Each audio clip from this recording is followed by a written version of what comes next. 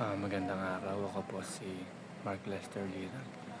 Ito po ang aking daily devotion, The Coming Prince, na tinalakay po ni Pastor Russell Ocampo sa 365 daily devotion.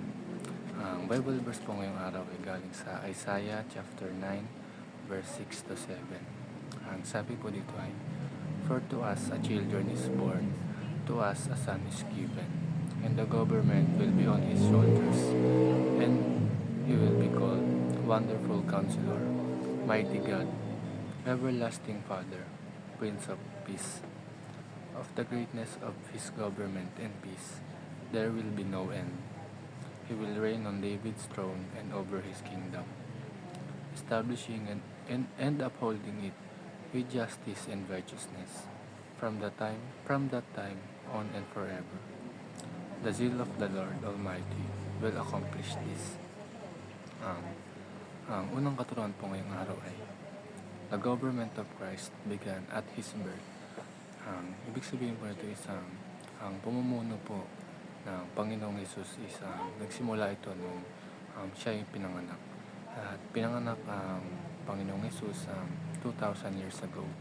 At nung pinanganak siya nakapasan na sa kanyang balikat ang pamumuno sa ating mga tao, sa mga gawa ng Diyos. At hindi ito matatapos, at ito ay magmumula eternal.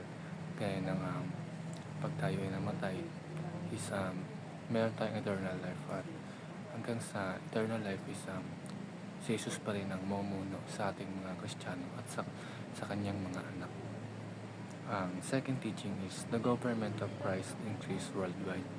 Ang pamumuno po ng Diyos hindi lamang po sa isang bansa lamang, kundi ito po nag-i-increase sa buong mundo.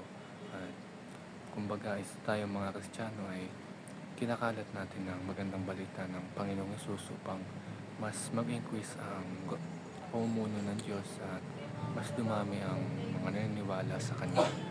Kaya bilang Kristiyano ito yung mission natin upang mapakalat pa at ma-increase pa ang pamumuno ng Panginoong Hesus sa buong mundo.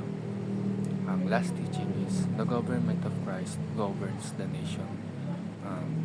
Kung sa second teaching is increase worldwide, sa third teaching is na namumuno ang Diyos sa buong bawat bansa sa buong mundo, dahil ito yung nakaatas sa kanya nung siya ay pinanganak.